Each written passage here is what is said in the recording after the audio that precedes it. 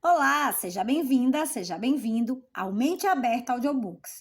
Hoje iremos ler na íntegra o livro O Melhor do Cortella, Trilhas do Pensar, Ideias, Frases e Inspirações, do Mário Sérgio Cortella. Mas antes de começarmos, peço que se inscreva no nosso canal e ative o sininho para receber nossas notificações. Vamos a isso! O Melhor do Cortella, Trilhas do Pensar, Ideias, Frases e Inspirações, por Mário Sérgio Cortella.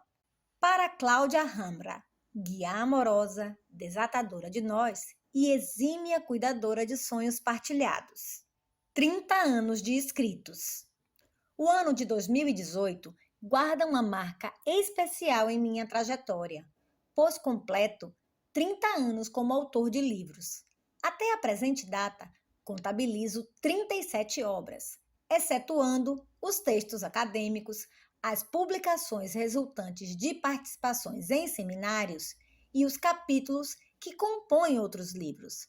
A minha autoria no mundo das letras se inicia em 1988, com a publicação de Descartes, A Paixão pela Razão. Essa obra fazia parte da coleção Prazer em Conhecer, da editora FTD, hoje disponível somente como e-book em autopublicação. Eram livros de filosofia voltados para o ensino médio, à época ainda chamado de segundo grau, que traziam reflexões sobre variados pensadores a partir da visão de alguns intelectuais. A coleção contemplava, por exemplo, um volume sobre Jean-Jacques Rousseau, feito por Luiz Roberto Salina Fortes, outro sobre Karl Marx, escrito por Moacir Gadotti, outro sobre Jean-Paul Sartre, por Fernando José de Almeida. Essa coleção foi saindo e recebi esse primeiro convite para publicar uma obra. O coordenador da coleção era Jorge Cláudio Ribeiro Júnior, que escreveu sobre Platão, e cada convidado sugeria um filósofo para abordar. Escolhi René Descartes, pois sempre tive uma grande curiosidade para entender por que esse pensador e matemático francês tinha essa paixão pela razão.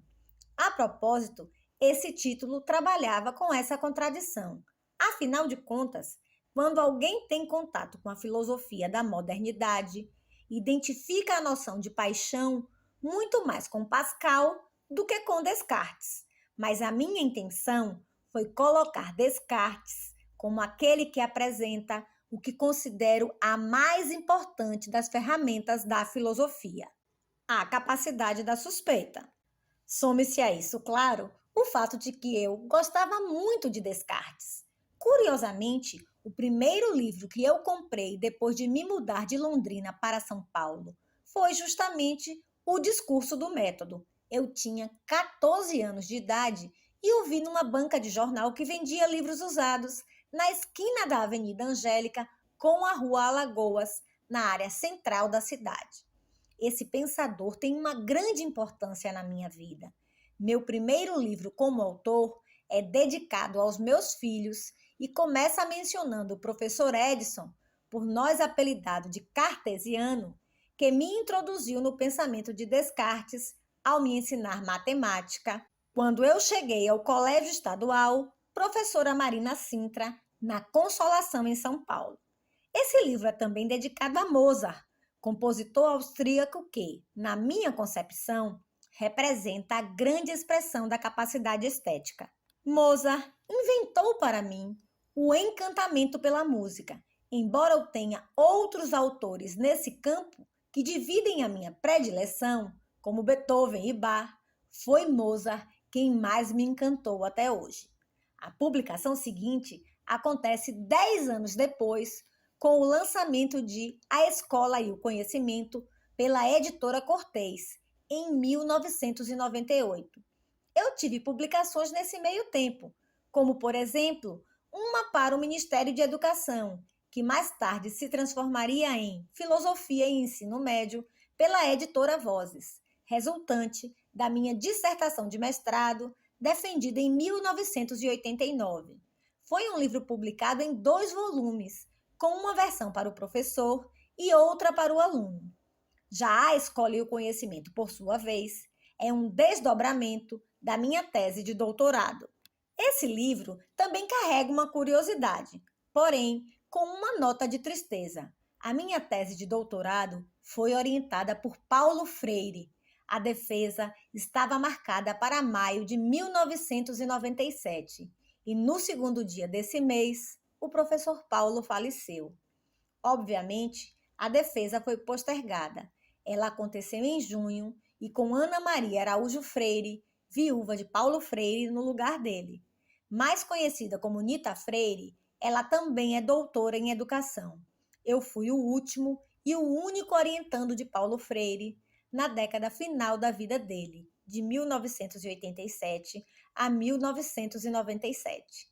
Publicado no ano seguinte, o livro A Escola e o Conhecimento é dedicado a Paulo Freire. Eu o considero um livro acadêmico sem ser academicista. Quando comecei a preparar essa tese, disse ao professor Paulo que minha intenção era fazer algo que pudesse estabelecer uma comunicação efetiva com o professor da escola pública, que pudesse ser lido não como uma tese de doutorado, mas como um material de reflexão para a docência no dia a dia. Durante a produção desse material, a editora Cortez me procurou, manifestando interesse na publicação. Como o intuito era mesmo fazer um texto que estabelecesse uma conexão com os docentes, o livro é quase uma repetição da tese, tal qual ela foi defendida. As modificações foram muito poucas. Na passagem dos anos 1990 até meados da década de 2000, não publiquei outros títulos como autor exclusivo. Porém, esse período é marcado por algo que influenciaria a produção futura.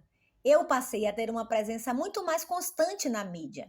Tendo sido secretário municipal de Educação de São Paulo entre 1991 e 1992, era chamado para entrevistas e debates em programas de rádio e televisão, o que me formou um pouco mais para atuar também nessa forma de comunicação. A partir de 1994 e até 2001, fui apresentador do programa Diálogos Impertinentes, quando a TV universitária dava seus primeiros passos por cabo no Brasil. Apresentei também o Modernidade, programa semanal na TV Sesc Senac. Posteriormente, atuei em programas de rádio e televisão e na mídia impressa. Em 2005, lancei Não Espere pelo Epitáfio, que é um desdobramento da minha presença na mídia. Esse livro nasce quando a editora Vozes propõe uma obra com pensatas pedagógicas. Esse, de fato, seria o título de um livro, mas que só teria seu lançamento quase uma década depois, em 2014, ampliado e renomeado em 2018 como Nós e a Escola, Agonias e Alegrias. A minha proposta naquele momento foi fazer um livro que reunisse, de modo estruturado, parte das minhas colunas publicadas no Caderno Equilíbrio da Folha de São Paulo. A sugestão foi aprovada e, nos mesmos moldes, no ano seguinte, foi lançado Não Nascemos Prontos.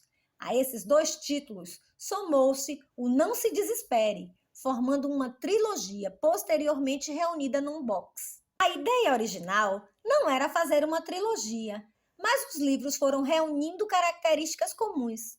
Por exemplo, o título de cada um deles reproduz o título do capítulo principal. E a palavra não, presente em todos eles, nunca foi no sentido de negação, mas de alerta, de advertência. Como história de bastidor, devo contar que o título do último volume da trilogia nasce de uma brincadeira. Toda vez que alguém da Vozes me cobrava um terceiro livro, eu respondia: não se desespere, não se desespere. Ainda no ano de 2005, é lançado o meu primeiro título para a coleção Papiros Debates, da Papiros Sete Mares. Trata-se de Nos Labirintos da Moral, com o psicólogo Yves Delatelle. Essa coleção se notabiliza pelos livros em coautoria em formato de diálogos. Desde então, já participei de 11 obras nesse modelo, tendo como parceiros Eugênio Mussac, Renato Janine Ribeiro, Clóvis de Barros Filho, Terezinha Rios, Marcelo Taz, Pedro Mandelli, Frei Beto, Pedro Bial, Gilberto de Menstein, Leandro Carnal e Luiz Felipe Pondé. Para 2019, está previsto o lançamento do 12º título, em coautoria com a Monja Cohen, em que debatemos sobre vida virtuosa e vida viciosa.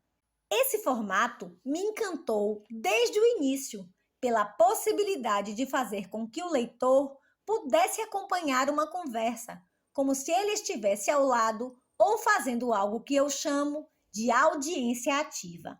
Parece um conceito estranho, mas é uma percepção semelhante a quando eu estou assistindo a uma partida de futebol. Não estou jogando, mas estou participando. Quando estou em um concerto de música ou em um show de rock, eu não estou tocando, mas estou participando. Uma audiência ativa é aquela em que a pessoa não se restringe a ser mera espectadora. Nessa série, o leitor tem ali uma audiência em que atua também refletindo, também imaginando qual seria a resposta que ele daria. O leitor participa da conversa, ainda que virtualmente. Isso é algo que sempre me encantou nesse modelo de reflexão. Ao longo da minha produção, eu também tive livros em coautoria que não são em formato de diálogos. Um deles é O que é a Pergunta, Cortês, com Silmara Casadei, no modelo de 2 autores tratando de um tema em texto corrido. Ou ainda, Felicidade, foi-se embora? Vozes, dividido com Frei Beto e Leonardo Boff, em que cada autor produz uma parte bem demarcada da obra. Outro ponto importante na minha trajetória literária acontece em 2007, com o lançamento do Qual é a tua obra?, que se tornou um de seus maiores sucessos como autor. Desde que chegou ao mercado, o livro frequentou diversas listas dos mais vendidos, beirando a casa de 500 mil de exemplares. Um trabalho que ultrapassou qualquer medida que eu imaginava. Alguns fatores se conjugaram para esse desempenho. Por tratar de gestão, liderança e ética, ele despertou muito interesse por parte das empresas. Então, por exemplo, um banco comprou 500 exemplares para distribuir entre os seus funcionários. Outra multinacional comprou mais um lote de 500 para oferecer a seus gestores e assim por diante. O fato de eu ser professor da Fundação Dom Cabral, com alunos executivos de grandes empresas, também ajudou na difusão da obra. Em termos de contexto, vale lembrar que, no final dos anos 2000, já havia uma conversa muito forte em relação ao propósito, um dos temas relevantes do livro. Tratava também de ética e como começou a circular em meio à crise financeira mundial, quando o debate sobre práticas e conduta no mundo corporativo veio com força à tona. A partir do Qual é a tua obra?, minha produção se intensificou e, novamente, uma combinação de fatores contribuiu para isso. Um deles é a parceria estabelecida já nesse livro com o jornalista Paulo G. Bailey, que atua como editor para autor em boa parte das obras lançadas desde então. Nós estabelecemos um modelo, um modo de fazer, que, respeitando a autoria, eleva a capacidade de maior fertilidade por meio de estruturação, questionamento, proposição. Concomitantemente, estava em curso um movimento meu de ir me retirando da universidade.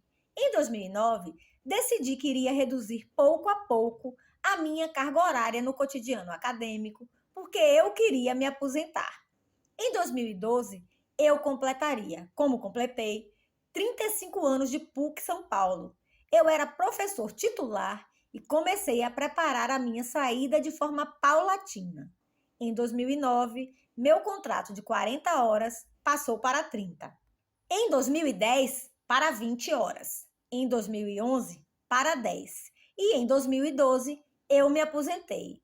Essa redução da carga horária na docência, também na FGV São Paulo e na FDC, me permitiu intensificar os esforços na rota da escrita. Tanto que, em 2009, Foram 4 títulos lançados no mercado editorial.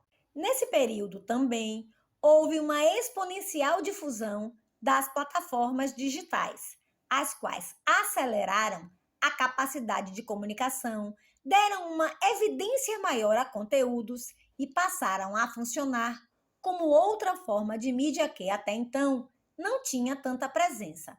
O meio digital me conduziu a um público ampliado e que hoje é mais jovem também. Em 2008, por exemplo, eu encontrava um menino de 16 anos que dizia: "Meu pai gosta muito de você." Agora, eu encontro com frequência pais dizendo: "Meu filho gosta muito de você." Nessas ocasiões, pergunto: "Quantos anos tem seu filho?" E muitas vezes me respondem: "Tem 12. Ele vê teus vídeos." Sim, de fato, meus vídeos começaram a circular em larga escala na internet. Um que deflagrou bastante essa notoriedade foi o que conta a história do universo. O "Você sabe com quem está falando?" Esse vídeo viralizou a ponto de acumular milhões de visualizações. Em meio a todos esses movimentos, chego a 30 anos de escritos e 37 títulos publicados.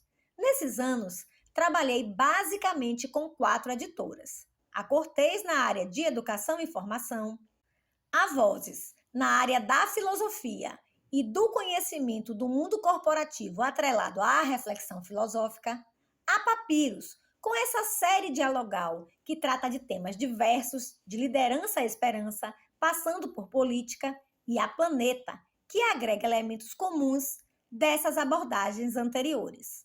Vale ressaltar que essa produção autoral de 37 livros resulta em grande medida da leitura de mais de 10.000 obras. Eu comecei a ler aos 6 anos de idade, portanto, há 60 anos. Eu não sou um escritor no ponto de partida, embora muitas vezes me coloquem prioritariamente nessa condição. Sou, antes de tudo, um docente, em última instância, um comunicador. Mas, ao estabelecer essa comunicação, eu sou um docente, alguém que ensina por meio do livro, do rádio, da TV, das palestras. Isso exige estudo e leitura. Por isso, esses 10.000 livros compuseram essa trajetória de 6 décadas desde a minha alfabetização. Num certo sentido, o livro que escrevo é o meu rearranjo das ideias que já li, dos autores que contribuíram para a minha formação. Às vezes, me perguntam se eu acredito em psicografia. Eu respondo de modo respeitoso, mas humorado: "Claro, eu mesmo psicografo, mas não no sentido religioso.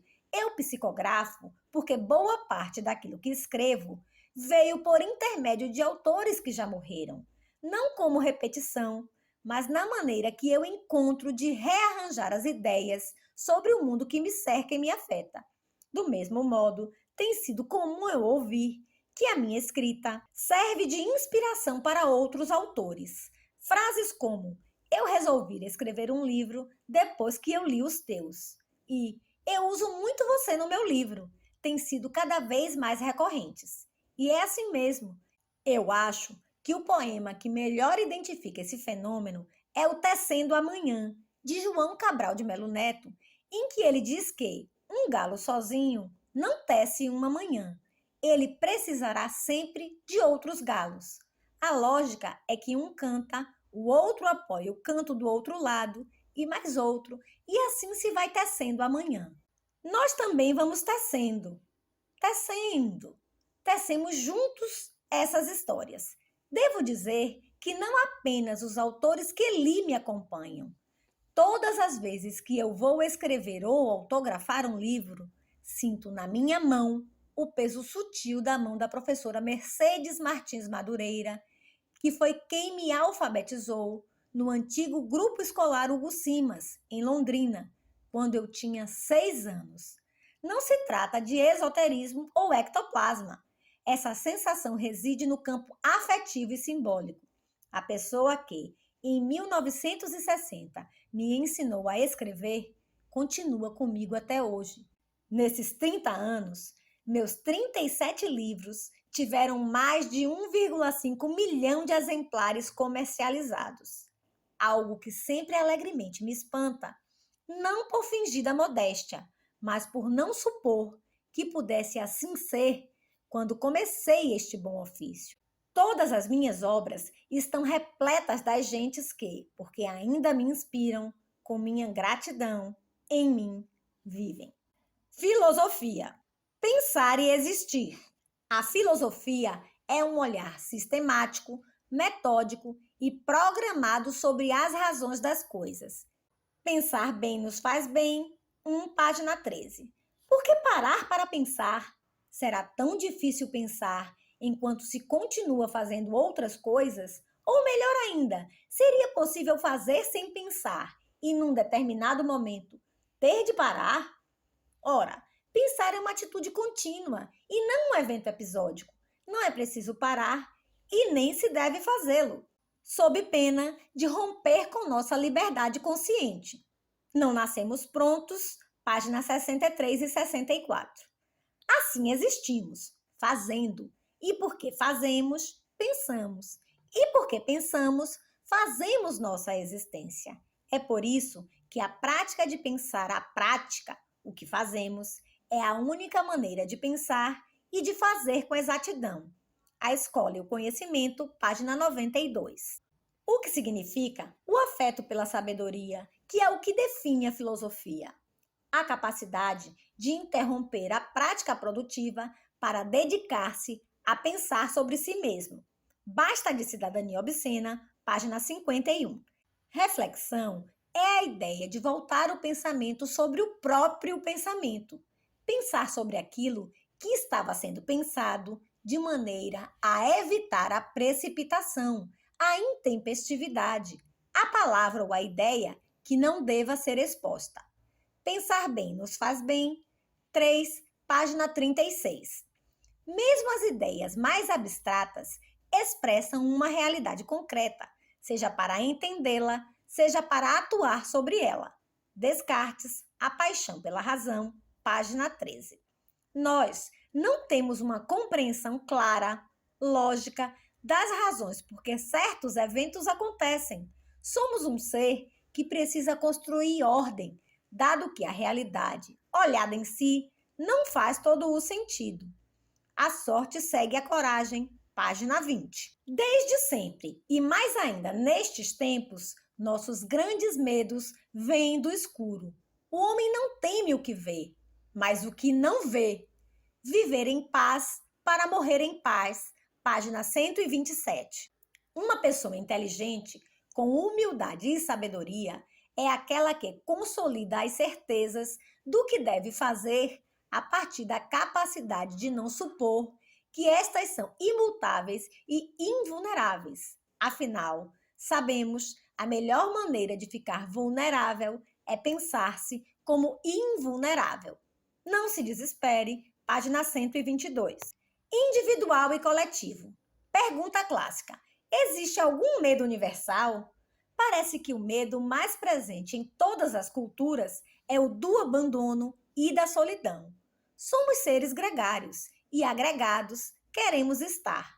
Ficar sozinho é um desejo eventual. Ser solitário é um desespero. Não se desespere, página 69. Os termos solidão e solidariedade são assemelhados apenas na aparência, jamais no conteúdo. Solidariedade vem de solidez, daquilo que consolida e dá firmeza à vida coletiva, enquanto que solidão está atada à ideia de ser ou estar por si mesmo, em puro isolamento. Não nascemos prontos, páginas 73 e 74. Às vezes, quando se fala do homem primitivo, que é o homem pré-histórico ou o homem das cavernas, muitos o imaginam como homem de violência. Mas, pela perspectiva da antropologia, é preciso lembrar que a grande valia da nossa espécie, quando estávamos nos estruturando, foi a capacidade de cooperação. Não se desespere, página 24. Para não exaurir nossa humanidade, é urgente cooperar e todos os dias recordar este ditado africano: se quiser ir apenas rápido, vá sozinho. Se quiser ir longe, vá com alguém. Não se desespere, página 42. A liberdade pessoal é necessária. O avanço da noção de indivíduo, desde a Renascença, foi decisivo para o desenvolvimento da sociedade como a conhecemos. Contudo, o individualismo se transformou em obsessão em vários momentos, o que é especialmente evidente na substituição do indivíduo pelo individual, entendido como exclusivo e não como identidade. Política, para não ser idiota, página 10. Se eu não me pertenço, não tenho uma vida que possa entender como a minha vida. Frases como "na minha vida mando eu" ou "na minha vida eu é que decido" não representam uma expressão de individualismo, mas são sim uma expressão do indivíduo, isto é, da capacidade de querer uma vida que possa ser partilhada. Vivemos mais? Vivemos bem? Página 42. Sou único, mas não sou o único. Eu não conseguiria falar da minha vida restringindo-me apenas a mim, sem mencionar os outros que comigo estão nesta vida. Porque a minha vida não existe sozinha, isoladamente. É uma vida com outras pessoas. Falar da minha vida significa falar de história e não de biografia. Vivemos mais? Vivemos bem? Página 44. Bons propósitos são aqueles que elevam o indivíduo e a comunidade na qual ele está inserido. Por que fazemos o que fazemos? Página 91. A ideia de valores é o que dá sustentação na nossa capacidade de vida coletiva. É aquilo que faz com que a vida não perca o sentido, que faz com que ela tenha valor, ou seja, que tenha validade. Educação, escola e docência, página 105. O humano no mundo.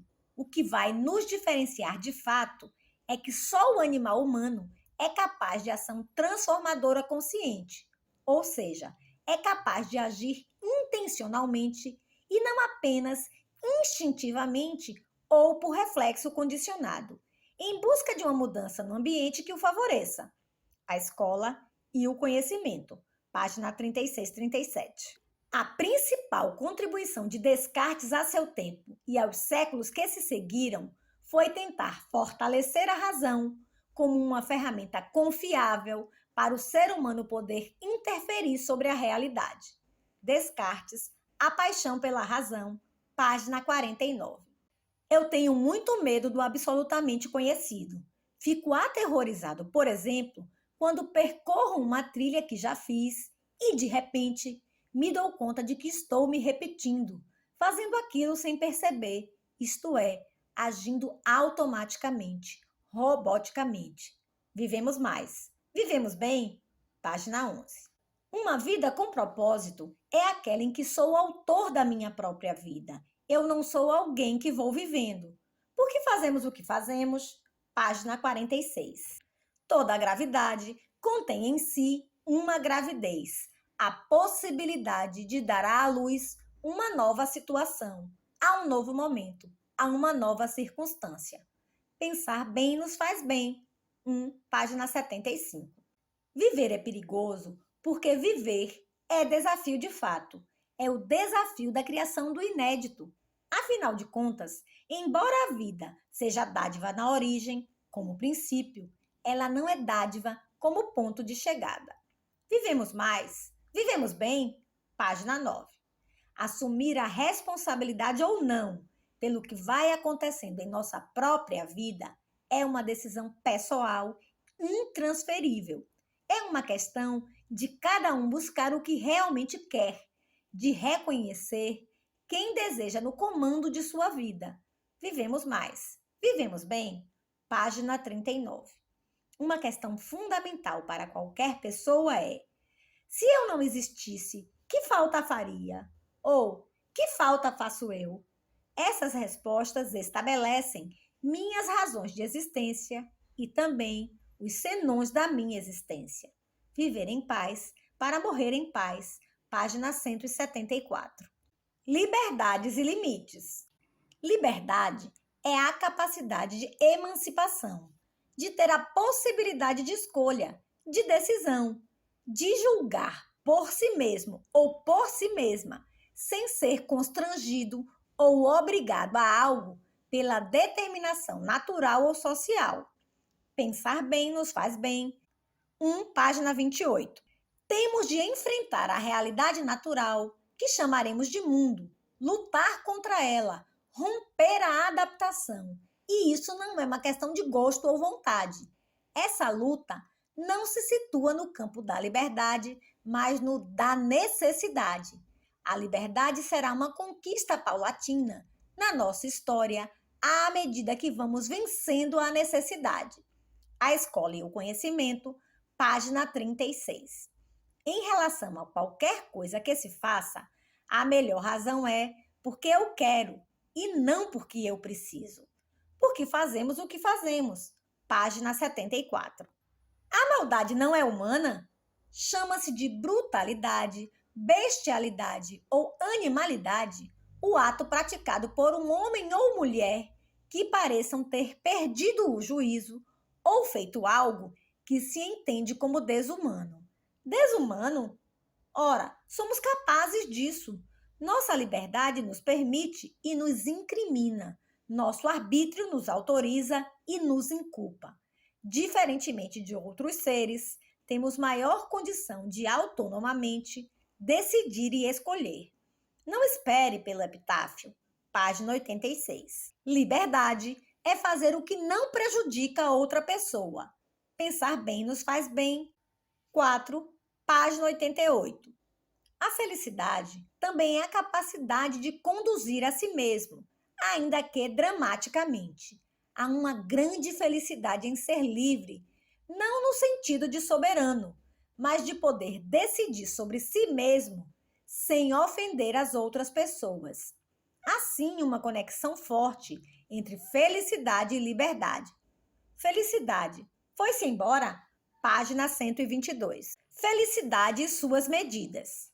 Há uma fratura muito forte do tema da felicidade no nosso cotidiano, pois não existe felicidade individual. A felicidade é como a liberdade. A minha liberdade não acaba quando começa a do outro, acaba quando acaba a do outro. Se algum ser humano não for livre, ninguém é livre. Se alguém não for livre do descaso, do abandono, ninguém é livre. Nos Labirintos da Moral, página 19. Eu tenho esta frase: uma pessoa é tão mais feliz quanto menos chaves ela tiver. Porque quanto mais chaves você tem, mais está atrelado a coisas que, em vez de você possuir, elas te possuem, pois precisa tomar conta delas o tempo todo. Felicidade. Foi-se embora? Página 103. Aquilo que mais apequena a vida é a perda da esperança na felicidade. E a felicidade não é só a ausência de atrito. A felicidade é a possibilidade de não fazer com que o atrito se transforme em ruptura. Não se desespere. Página 28. Felizes são os humanos, pois não são felizes sempre, mas quando o são, podem fruir a felicidade com grande intensidade. Viver em paz para morrer em paz. Página 161. Felicidade, que é uma vibração intensa de uma sensação, mesmo que momentânea, em que se tem uma plenitude e um prazer imenso em estar vivo. Felicidade foi-se embora? Página 82. Há pessoas que bloqueiam a passagem desses momentos em que é possível ser feliz. E essa é uma das questões mais sérias na vida. Tem gente que vive numa amargura tão grande que se habitua e, mais do que isso, se compraz na amargura. Felicidade. Foi-se embora? Página 85. Felicidade não é só a presença daquilo que se quer, mas também a condição de recusar, dizer não, afastar aquilo que não se quer. Pensar bem nos faz bem. Página 142. Escolhas, erros e acertos. O termo verdade é dos mais complexos para ser conceituado, pois origina-se sempre de um julgamento habitual, consensual ou arbitrário, e mais ainda, Como todo juízo de valor, tal como o conhecimento que o provoca, é uma ocorrência histórica, ou seja, é relativo à cultura e à sociedade na qual emerge em certo momento. A escola e o conhecimento, página 50. A ideia de criticar é separar. A palavra veio da agricultura. Crítica, critério em grego, é quando se separa o feijão da pedra, o arroz da palha, o trigo da sujeira. Portanto, criticar é selecionar. Para selecionar, é necessário ter critérios. A era da curadoria, página 44. Toda a vida é composta por erros e acertos, por dores e delícias. A maioria das pessoas acredita piamente que aprende com os erros. Cautela com isso. Na minha opinião, aprendemos é com a correção dos erros. Se aprendêssemos com os erros, o melhor método pedagógico seria errar bastante. Viver em paz para morrer em paz. Página 39.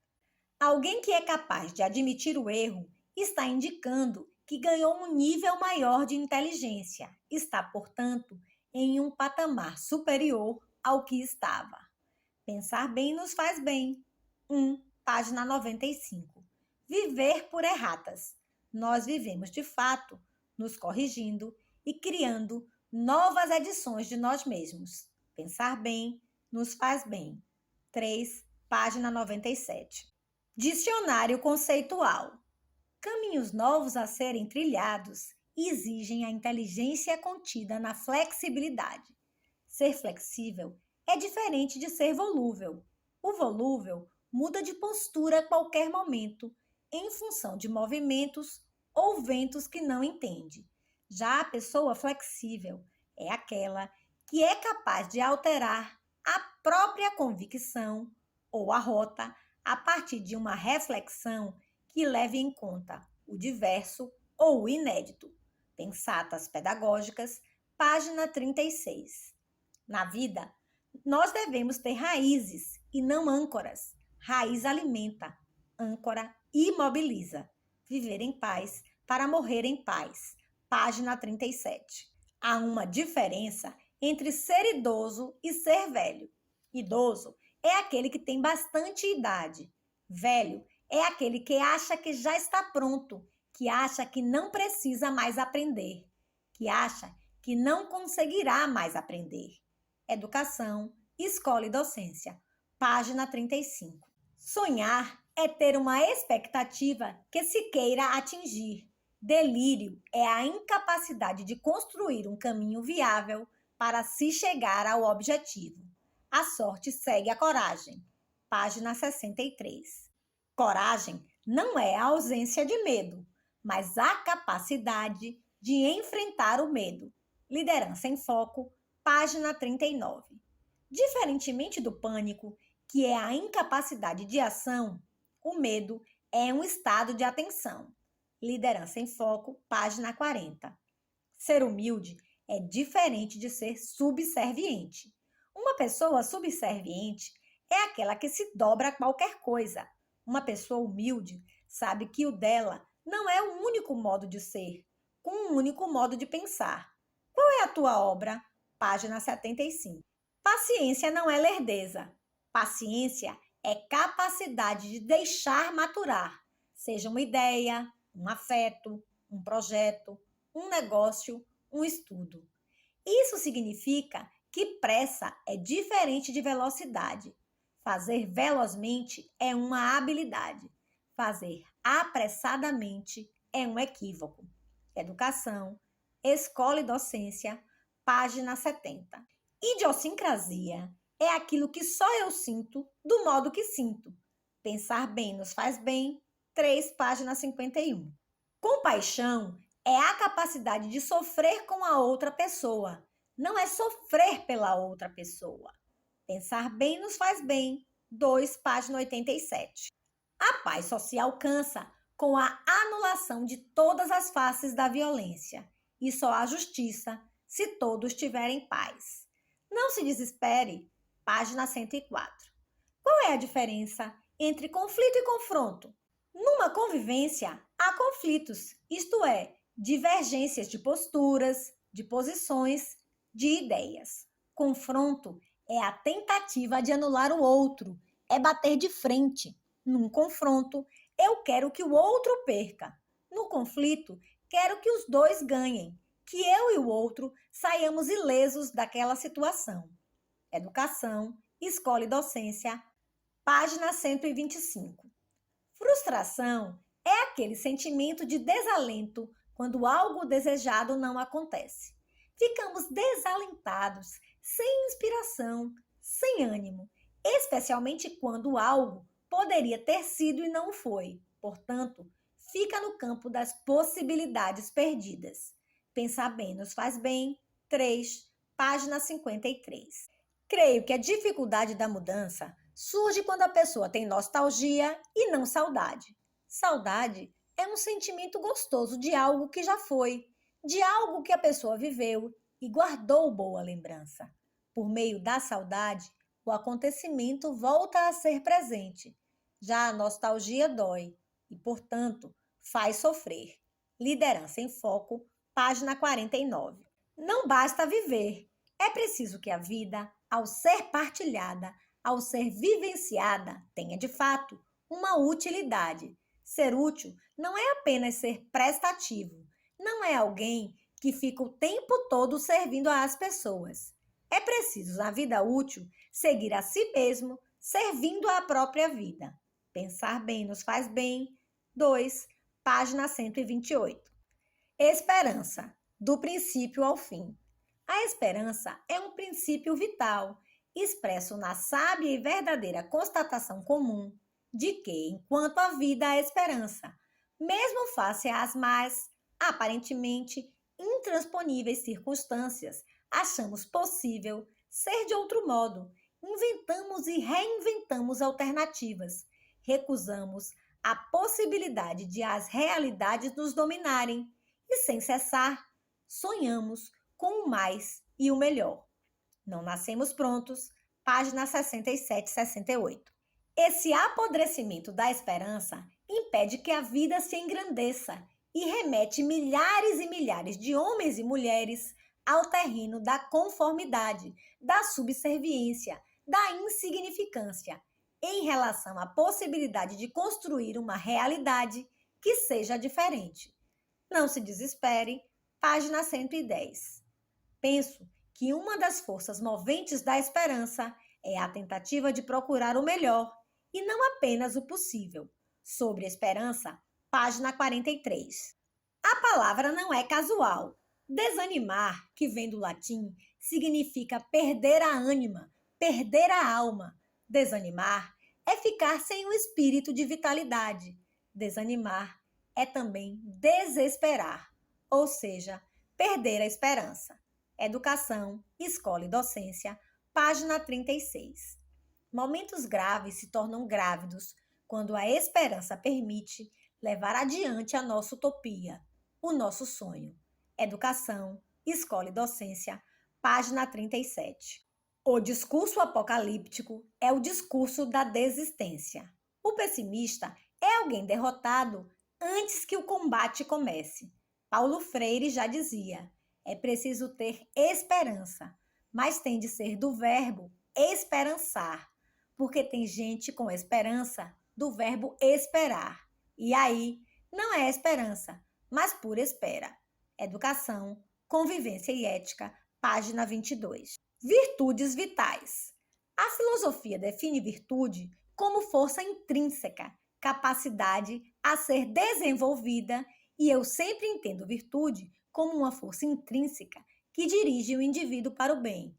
Em contrapartida, a força intrínseca que dirige para o mal é o vício. Liderança em Foco, página 11. Quem não gosta de pessoas virtuosas? A virtude é também aprendida, não é algo que se nasça com ela, como condição genética. Pensar bem nos faz bem, 2, página 35. Fazer o bem é bom e faz bem. Essa ideia corresponde às noções de bom e belo da Grécia Antiga. Acho que a esperança como virtude é o que nos leva a procurar lidar com essas duas fomes. A primeira é contemplar e repartir o pão. A segunda é saber que vazio vamos preencher. Sobre a esperança, página 105. Morte, real e simbólica. Talvez valesse a pena nos apegarmos aos ensinamentos de Epicuro, que já no século 3 a.C. entendia não ter o humano nenhuma relação com a morte.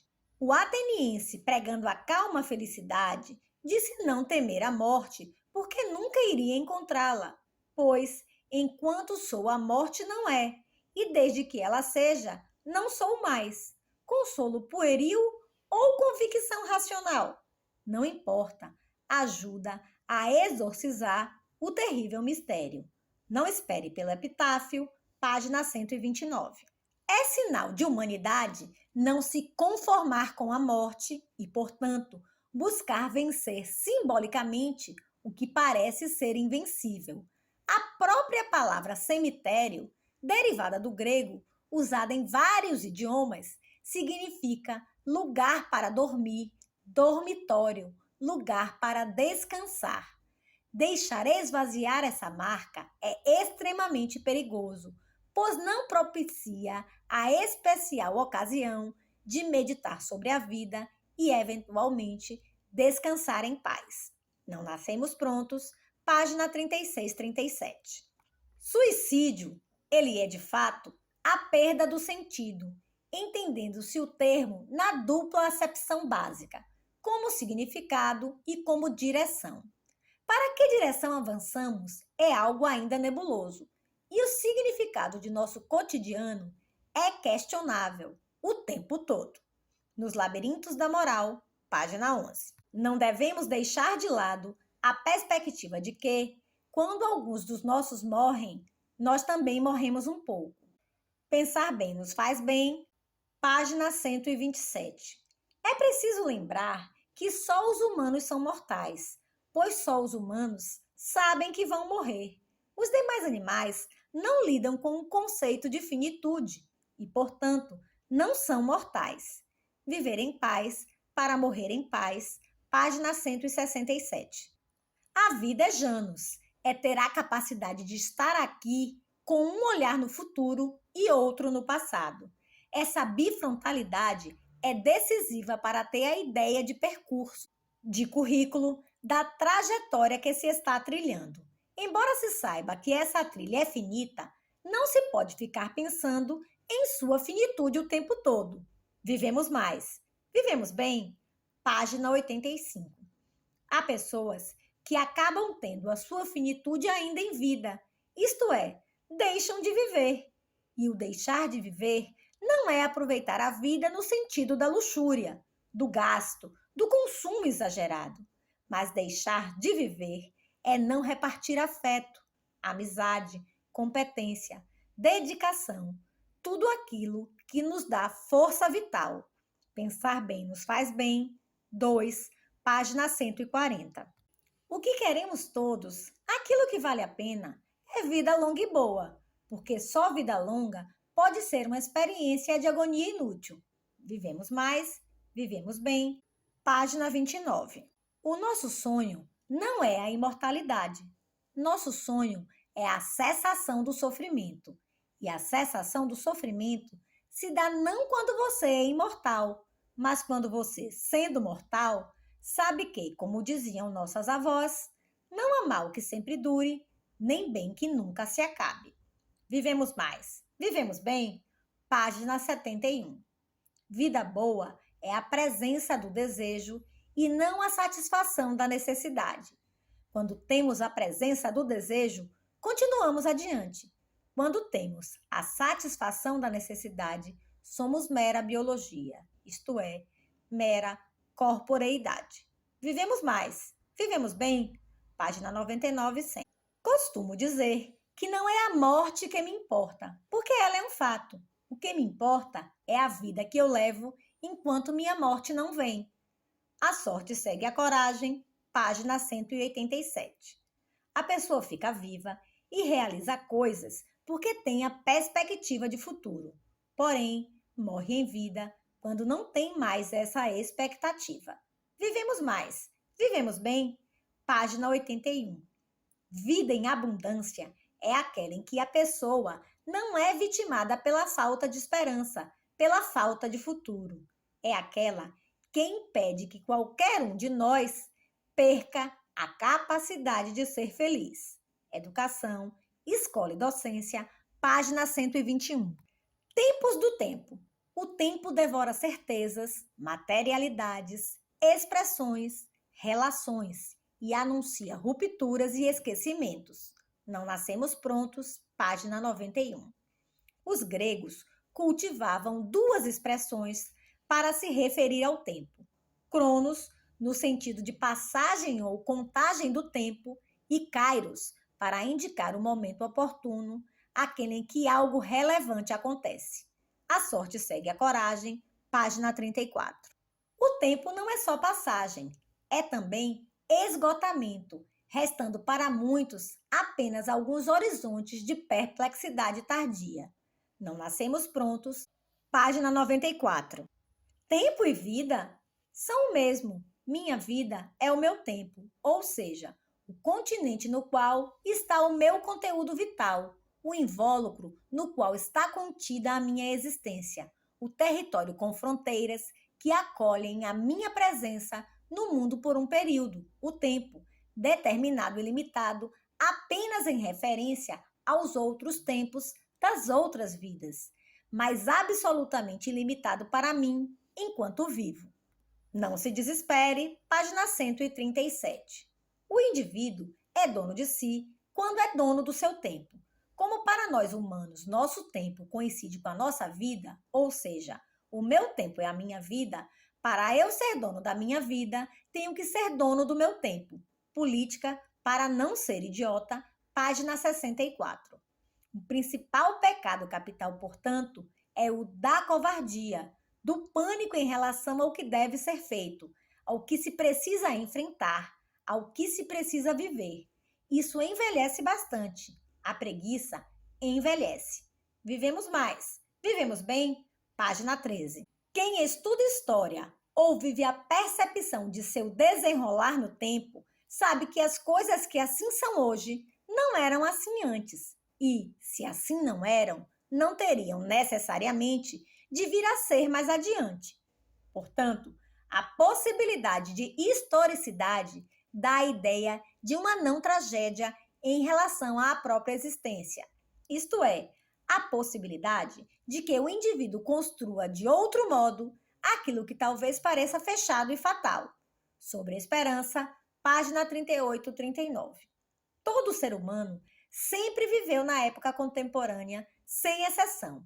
Portanto, somos todos contemporâneos em qualquer idade, mas não somos contemporâneos do mesmo jeito.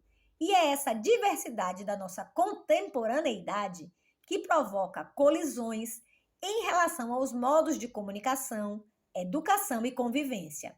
A era da curadoria, página 106. A ideia de vida longa implica viver mais e viver bem. Mas, no meu entender, viver bem não é só chegar a uma idade mais avançada com qualidade material de vida.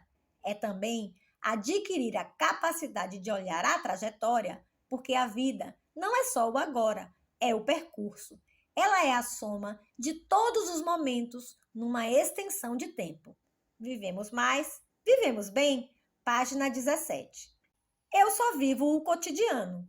O que chamo de viver a minha vida é uma abstração, porque eu não vivo a minha vida, vivo um pedaço da minha vida a cada cotidiano. Assim sendo, eu não posso desperdiçar o meu tempo nesse cotidiano, pois seria perder vida. A sorte segue a coragem, página 127 e 128. A sensação de tempo desperdiçado resulta da falta de conexão entre o que fazemos e os nossos propósitos. A sorte segue a coragem, página 130. Cotidiano acelerado, mundo fugaz. Nem tudo o que parece moderno é. Às vezes, apresenta-se como simples modismo ou mera novidade passageira. Não se desespere, página 99. Você só é porque é percebido. Se não é percebido, não tem existência. Acho que isso é um dos fatores que contribui para essa espetacularização que se reflete nos meios de comunicação, no desejo por fama, mesmo que ela seja fugaz. Nos Labirintos da Moral, página 101. Um fenômeno característico destes nossos tempos é a exagerada aceleração do cotidiano e a velocidade espantosa com a qual as alterações se processam. Mal nos damos conta de um fato, acontecimento, relato ou situação, e lá se foram o registro e a percepção para longe de nossa memória próxima. Fatos que nos atingiram fortemente, acontecimentos que nos abalaram, relatos que nos emocionaram ou situações que nos inquietaram, desaparecem das nossas lembranças antes mesmo que os tenhamos podido compreender melhor. Não nascemos prontos, página 27. A celeridade e a densidade de eventos quase não nos permitem tempo para observar o inédito, até porque tem muito inédito em sequência. Não dá mais para refletir muito tempo sobre uma primeira página de jornal. Ao entrar numa página da internet, logo se está em outra, e se pula para outra e outra. A sorte segue coragem, página 161. Há uma estonteante presentificação do futuro, que pode sequestrar a compreensão da vida como história e processo coletivo, fazendo, por exemplo, parecer que, como o terceiro milênio ocidental recém-iniciado, ele será todo vivido e passado já. Fala-se no terceiro milênio como se ele fosse esgotar-se nas próximas décadas. Não nascemos prontos, página 41. É preciso que nossos jovens ultrapassem a percepção reduzida de que é necessário fazer tudo agora, ao mesmo tempo, de uma vez, isto é, aproveitar a vida como sinônimo de viver apenas o momento presente. Vida humana é história pessoal e história é tempo, que também tem futuro. Educação, Convivência e Ética, página 100. Política. A polis é nossa. Política não é obrigatoriamente consenso. Consenso é uma parte do ato político, mas não é a única forma de lidar com as diferenças. A palavra consenso, às vezes, passa a sensação de que é necessário reduzir, abrandar as divergências e, portanto, impedi-las. Política, para não ser idiota, página 86. Algo inerente à vitalidade republicana é a capacidade de acolher a discordância, a oposição respeitosa, a discussão que fica fora do pensamento único. Pensar nos faz bem, 4, página 62. O consenso nada mais é que, num determinado momento, um acordo relativo a um ponto. É possível ter um consenso estabelecido entre uma minoria, pois ele não é necessariamente a decisão da maioria. O consenso é o anúncio de que se vai evitar o confronto. Para viabilizar a convivência, admitimos que uma determinada decisão prevaleça. Por vezes, aceitamos o consenso para evitar um confronto simplesmente por cansaço, por fastio. Política, para não ser idiota, página 87. Acho que a intolerância vem à tona quando se tem disputa de poder por um ponto de vista. Verdades e mentiras, página 39. Existe a luta que se trava a favor e a luta que se trava contra. Quem ou que luta a favor é protagonista. Quem ou que luta contra é antagonista. Muitas vezes, temos a política como antagonista da nossa convivência livre e coletiva. Penso que temos que ser protagonistas. Política, para não ser idiota, página 96. Não se confunda política com partido. Partido é uma forma de se fazer política. Não se desespere, página 95. Muita gente às vezes supõe que política seja uma coisa negativa e cidadania uma coisa positiva. Vale recorrer à origem das palavras. Como dito antes, polis em grego gerou a palavra política, que significa sociedade, cidade. E civitate, em latim, é cidade também. Portanto, dizer que alguém é cidadão ou é político significa apenas a escolha de um idioma. Não se desespere, página 95. hoje encontramos uma série de discursos, lemas, planos pedagógicos e governamentais que falam em cidadania como se fosse uma dimensão superior à política. Muito se diz que a tarefa da escola é a promoção da cidadania sem interferência da política. Não se menciona o conceito de política como se ele fosse estranho ao trabalho educacional. Educação, Convivência e Ética, página 53. Não é, no entanto, tarefa da escola a promoção da política partidária, porque partido ou é uma questão de fórum íntimo ou deve se dar nos seus espaços próprios. É imprescindível levar esse tema para o debate no projeto pedagógico da escola, sem assumir um viés partidário e sem, porém, invisibilizar o conhecimento das múltiplas posturas. Educação, Convivência e Ética, página 54. Política é a vida em comunidade, a vida em sociedade, portanto, a obra humana coletiva. Creio que uma das razões, em algumas circunstâncias, do apodrecimento da esperança reside justamente no fato de as pessoas não terem contato com o resultado da obra que fazem. Sobre a esperança, página 76. Quando nos nossos dias se fala em educação na família e na escola, é muito comum um conjunto de pessoas perguntar: mas qual é a referência? Não há mais padrão de disciplina. Não há mais padrão de conduta. No campo da vida pública, quem está correto? Aquele do rouba, mas faz, ou aquele que, sendo decente, nada realiza porque se constrange e aí não tem eficácia nessa organização? Acho que a complexidade precisa nos trazer, de fato, a percepção de que ser complexo não é ser impossível. Significa que se torna apenas mais difícil, que tenhamos que fazer as escolhas, mas essas escolhas continuam existindo. Ética e Vergonha na Cara, página 61.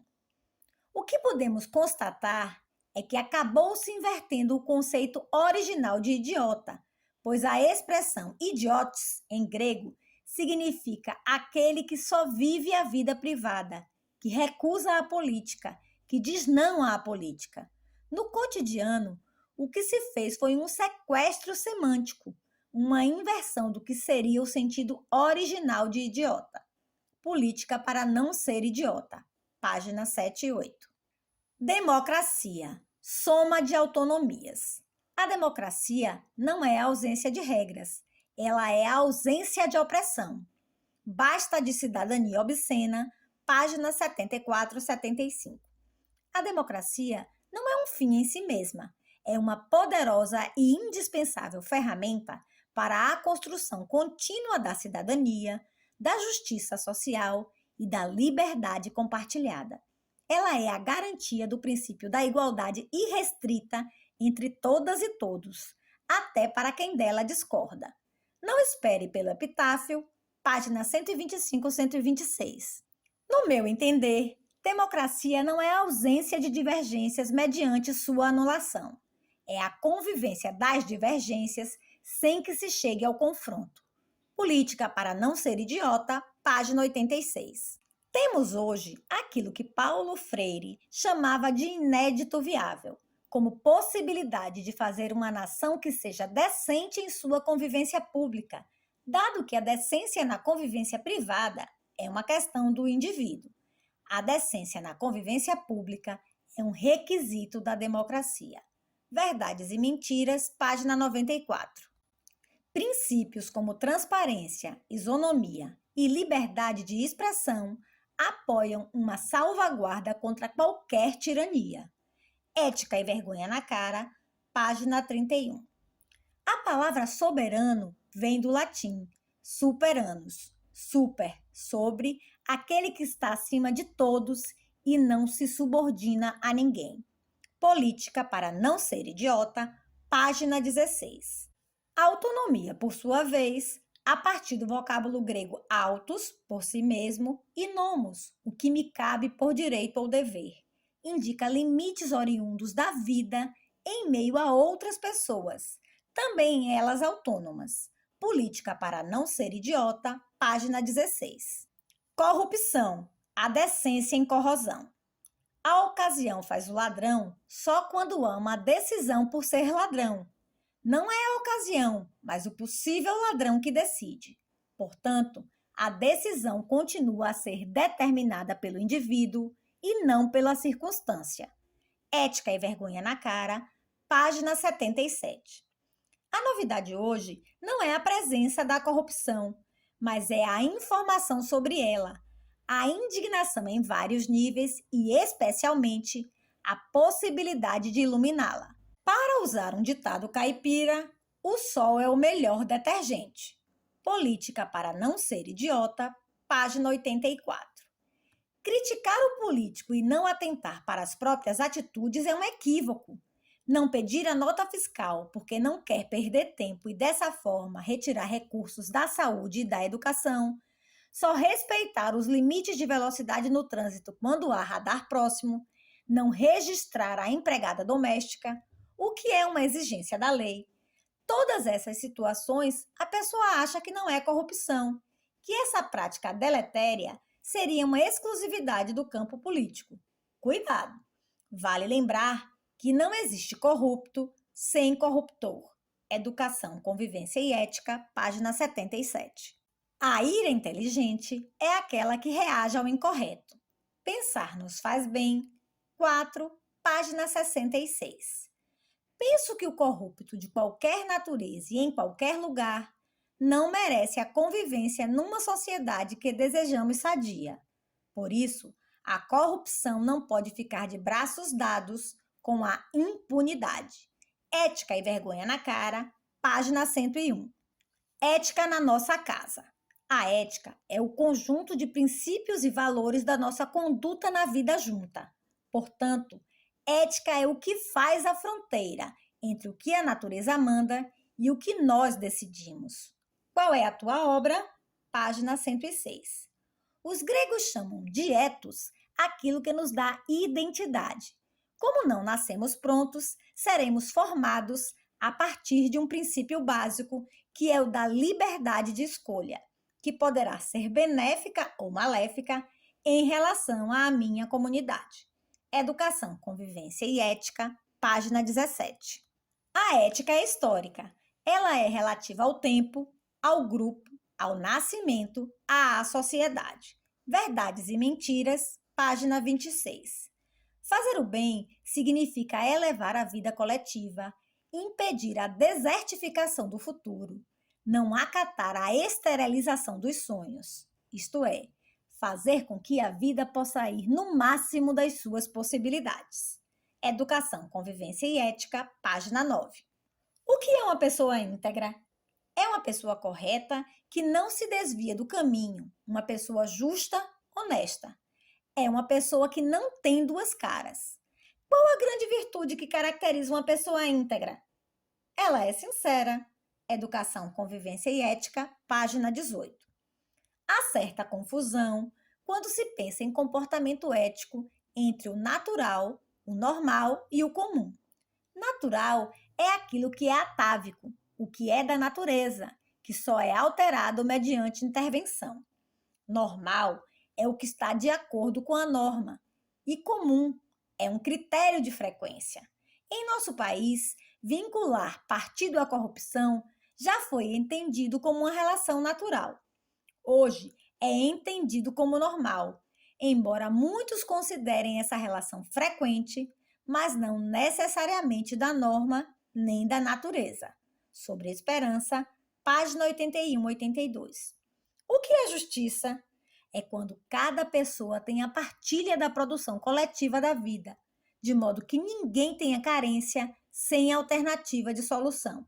Educação, Convivência e Ética, página 31.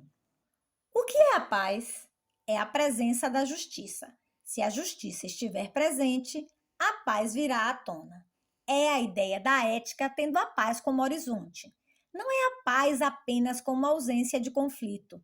É a paz do espírito, a paz do dever cumprido, a paz advinda da satisfação de ter feito o bem. Educação, Convivência e Ética, página 31. O conceito de digno é, de forma geral, aplicado às pessoas ou aos fatos impregnados de méritos ou decência, a ponto de merecerem registro mais permanente na nossa memória. Não espere pelo epitáfio, página 43. Bem público. A quem pertence a coisa pública? Quem é o proprietário de algo que é público, que a princípio seria de todos e todas? É claro que o proprietário daquilo que é de todos e todas são todos e todas.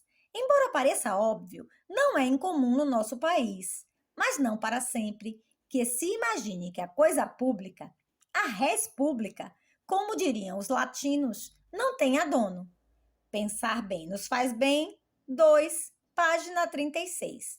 Porque o público, é óbvio, não é aquilo que é de ninguém, mas sim aquilo que é de todos. Verdades e Mentiras, página 88. Zelar por algo é fazer com que a integridade de uma ideia, de um objeto, de uma pessoa, de um lugar, seja preservada, mantida inteira e, portanto, não tenha rachaduras nem ameaças. Pensar bem nos faz bem. 2, página 32. Viver é conviver, seja na cidade, ainda que em casa ou prédio, seja no país, seja no planeta. A vida humana é condomínio. Política para não ser idiota, página 12. Participação versus omissão. No meu entender, a questão é que a não participação política pública do cidadão no cotidiano facilita a delinquência estatal. E esse mesmo cidadão supõe que pode cobrar uma eficácia que não se sustenta como, digamos, proprietário do Estado. Política para não ser idiota, página 46. Acho que a política, tal como está, é resultado de nossos atos, conscientes ou não, visto que se faz política mesmo quando não se sabe que se está fazendo. Numa sociedade de diferenças e confrontos, a neutralidade é ficar do lado do vencedor. Política para não ser idiota, página 53. Se eu participo, se eu tenho atividade, eu cumpro a antiga máxima. É melhor acender uma vela do que amaldiçoar a escuridão. Não espere pelo epitáfio, página 50.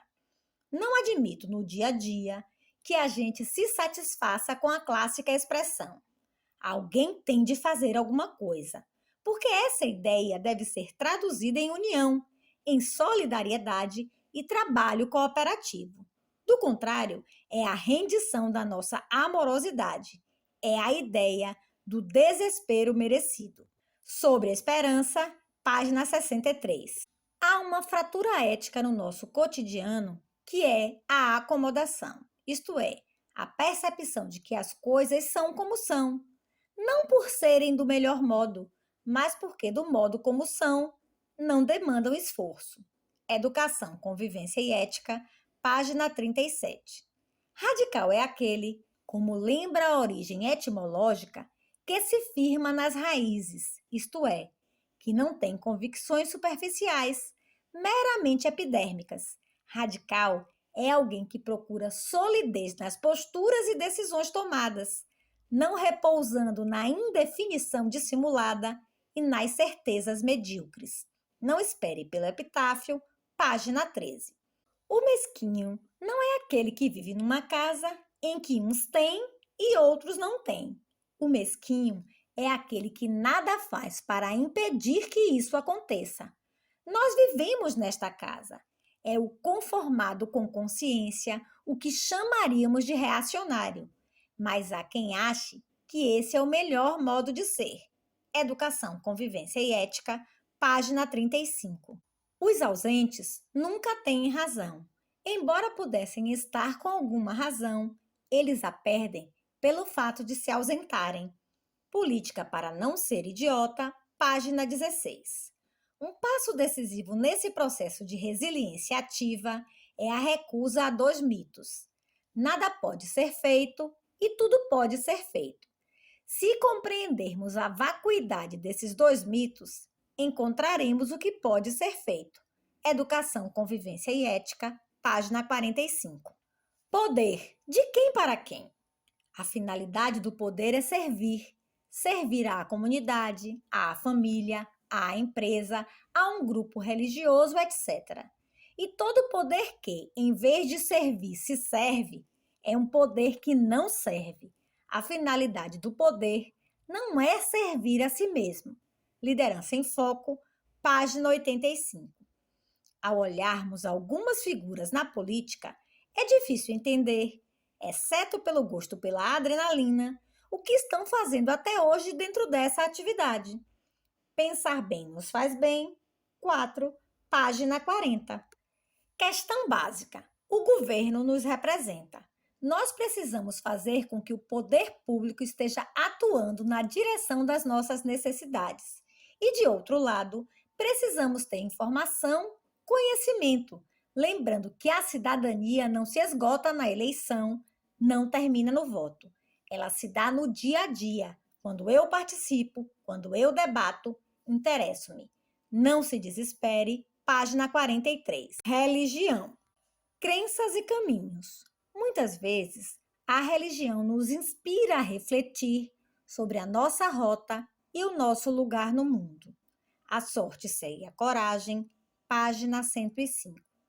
As pessoas não abraçam uma religião para se sentirem mais sábias, e sim para se sentirem mais fortes. Viver em paz para morrer em paz, página 156. Viver é automático, mas sentir-se vivendo não é. Não é causal que uma parte das religiões trabalha com a ideia de aprender a respirar de um modo que você não só viva, mas perceba a vida fluindo de modo sistólico e diastólico. Felicidade foi-se embora? Página 95, 96. Afinal, religião e filosofia não obrigatoriamente são incompatíveis. Pensar bem nos faz bem. página 88. O que leva um ser humano a acreditar em profecias ou a seguir determinadas crenças? Antes de mais nada, somos seres que têm noção de tempo, passado, presente e futuro. Sabemos também que somos finitos e que a vida individual acaba. Não queremos acabar, a menos que se perca a esperança de viver diferente e melhor. Para tanto, desejamos saber sempre o que vai nos acontecer, isto é, o que é que vem pela frente. Nossa insegurança em relação ao futuro e nossa busca em compreendê-lo leva muitos a procurarem explicações mais fantasiosas que, pelo menos, ofereçam alguma proteção contra o inesperado, mesmo que ele não seja bom. Não nascemos prontos, página 129 e 130. O cético não é aquele em que nada acredita, mas aquele que, do ponto de vista da filosofia, só acredita naquilo que pode ser provado. Como acha que nada pode ser completamente provado, prefere não acreditar. Pensar bem nos faz bem. 3, página 46. Há pessoas que têm pensamentos diversos do nosso, e isso nos auxilia a refinar os nossos pensamentos e nos ajuda também a buscar maior certeza ou até dificuldade naquilo que temos de encontrar. Uma das coisas mais complicadas é respeitar a convicção religiosa que as outras pessoas carregam. Pensar bem nos faz bem. Página 77. Espiritualidade. Além da matéria. Não é só a obra humana que me encanta, a natureza também. E para mim, ela é a marca de espiritualidade. Felicidade foi-se embora? Página 125. A religiosidade é uma percepção e uma conexão com a vida, que procura captar, fruir e proteger tudo aquilo que ultrapassa a materialidade e a imediaticidade do mundo, ou seja, um sentimento que deseja fixar os múltiplos e intrigantes significados da existência para além da sensação de tudo e de nós mesmos, provisórios, passageiros, finitos e, portanto, precários e desnecessários. Não se desespere, página 91. Belo é o que emociona, mexe conosco, seja pelo êxtase, pelo incômodo, pela admiração, pela alegria, pela meditação, pela vibração. Por isso, para nós, o belo é sagrado, pois o sagrado é o que faz a vida vibrar em nós e nos leva a respeitar o mistério. Pensatas Pedagógicas, página 137. Ciência e arte. Os seres e o mundo. A ciência calcula que para cada ser humano na Terra existem 7 bilhões de insetos. Imaginemos, mesmo em delírio reflexivo, se só os que te pertencem viessem te procurar dizendo: qual é? O que estão fazendo com o lugar que partilhamos? Basta de insultar o nosso abrigo comum e arriscar a proteção da simbiose. Não espere pelo epitáfio, página 34. Nós, seres humanos, somos muito arrogantes. Somos tão arrogantes que nos consideramos proprietários do planeta quando não o somos. Somos apenas usuários compartilhantes. Nos Labirintos da Moral, página 21. Em vez de, se eu pudesse ter 20 anos com a cabeça que tenho agora, a frase passou a ser: com a cabeça que tenho, quero ser como se tivesse 20 anos. Não quero ser alguém de 20 anos. Acho que isso mudou até mesmo no campo da medicina e da estética. Hoje, muitas mulheres, mas também alguns homens, procuram alterar partes do corpo com o uso de cirurgia plástica, não mais para simular uma idade que não tem, mas a fim de evitar algumas marcas mais evidentes do tempo em sua aparência. Isso indica uma mudança de configuração na percepção da idade em termos sociais e culturais. Vivemos mais, vivemos bem? Página 87 e 88. Da perspectiva da etnobiologia, uma das coisas mais inteligentes da natureza é ela preservar aquele que acumulou experiência, isto é, fazer com que ele diminua o ritmo, entre em modo de segurança, como diríamos usando o jargão da informática, para que se mantenha vivo por mais tempo e as próximas gerações possam usufruir desse conhecimento acumulado. Vida e Carreira, página 68. O nosso romantismo, quando desvairado, nos faz olhar as estrelas e nos embevecer com a ideia de que somos os únicos capazes de admirá-las. Não haveria nada de errado se a questão se resumisse a admirá-las. Mas o ponto é que o humano se sente proprietário das estrelas, ou mesmo a razão de ser das estrelas. E o humano não é o centro do universo, nem o proprietário de nada além de suas posses terrenas. Viver em paz para morrer em paz, página 87. Tecnologia, espaço e memória. É preciso cautela com a informatolatria. Tecnologia em si mesma não é requisito exclusivo para avaliar e fomentar a qualidade da produção e da vida humana. Afinal, não é a utilização de avançados editores de texto que possibilitou, por exemplo, a elaboração de grandes obras na literatura. Não espere pelo epitáfio, página 89. Com o mundo digital, a informação que antes ficava armazenada numa biblioteca, por exemplo, hoje pode ser acessada em poucos cliques. Mas informação disponível não significa necessariamente informação qualificada. Educação, Escola e Docência, página 63. Será a inteligência artificial uma ferramenta demoníaca ou finalmente estamos prestes a redimir Prometeu por nos ter entregado o fogo roubado dos deuses? Não espere pelo epitáfio, página 90. Hoje, os estímulos são quase ininterruptos. A questão, sem dúvida, não é a tecnologia em si, mas o seu uso imoderado ou aleatório. A tecnologia tem esse efeito danoso, mas produz evidentes efeitos benéficos em várias situações. A sorte segue a coragem, página 108. O uso de algumas tecnologias nos induz a olhar para dentro, produzindo uma espécie de encapsulamento. Como nossa atenção fica pulverizada, nos falta tempo para nos encontrarmos, não só como autoconhecimento, mas como capacidade de enxergar as oportunidades.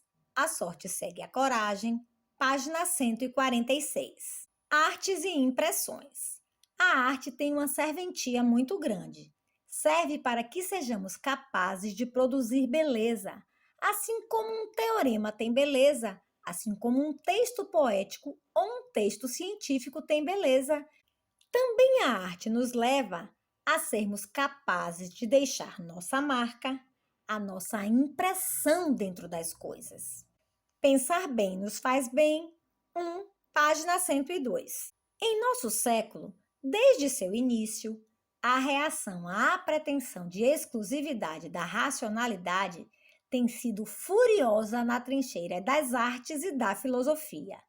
Ademais, a capacidade humana racional de autodestruição e de eliminação da vida planetária tem acompanhado de perto as conquistas e benefícios da razão técnico-científica. Não espere pelo epitáfio, página 101. Ao procurarmos um museu, convém lembrar que se trata de um lugar de conhecimento muito especial para olharmos a trajetória humana e, ao mesmo tempo, sermos capazes de uma reverência, de uma admiração daquilo que é antigo, mas que de maneira alguma envelheceu. Pensar bem nos faz bem. Página 98. Criação e fruição. Hoje, não há ninguém desocupado em lugar nenhum, e isso impede a criação. O tédio é o mais forte motivo para a criatividade. Portanto, a ausência de tédio permite informação, mas nos faz reduzir nosso espaço de conhecimento. A era da curadoria, página 85.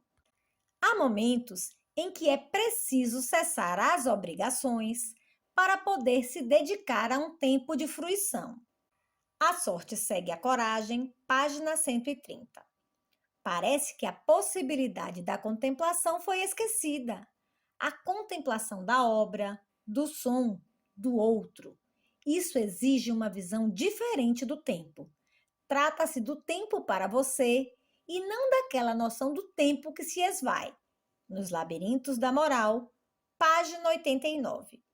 O tédio cria um ambiente absolutamente fértil para a criatividade vir à tona. A arte seria impossível com a ocupação contínua. Só existe arte, filosofia, inovação, digamos, por conta da desocupação eventual. A sorte segue a coragem, página 132. Letras vivas. A grande capacidade de escrita de um autor é quando ele consegue fazer com que quem o leia se sinta tocado pessoalmente, tenha um enganchamento com a sensibilidade, com a reflexão. Pensar bem nos faz bem. 3, página 87. O que é um bom livro? A subjetividade da resposta é evidente. No entanto, é possível estabelecer um critério. Um bom livro é aquele que te emociona, isto é, aquele que produz em ti sentimentos vitais, que gera perturbações, que comove, abala ou impressiona. Não nascemos prontos, página 133. Uma boa forma de literatura é a que nos leva à imaginação e não apenas àquilo que está revelado ali naquela hora. Pensar bem nos faz bem. Página 31. Escrever com desenvoltura é uma arte que exige formação, treino, sensibilidade. A arte não é o automático. A arte é, sim, dedicação. Pensar bem nos faz bem. Página 47. A biografia pode ser inspiradora e ajudar a pensar muitos exemplos de superação, reflexão, meditação. Não é apenas uma diversão, várias vezes também o é, mas trata-se de um excelente aprendizado. Pensar bem nos faz bem. 1, página 52. Felicidade é fertilidade. Momentos como terminar um livro, finalizar um artigo, equacionar um problema de geometria ou um teorema, como nos tempos de escola, permitem que nos sintamos absolutamente férteis. Felicidade foi-se embora? Página 84. A perenidade estética, a capacidade de persistir no tempo sem perder robustez, está ligada àqueles livros que são de todos os tempos e não apenas livros do momento, que são eventualmente superficiais ou ruins, esquecíveis. Pensar bem nos faz bem.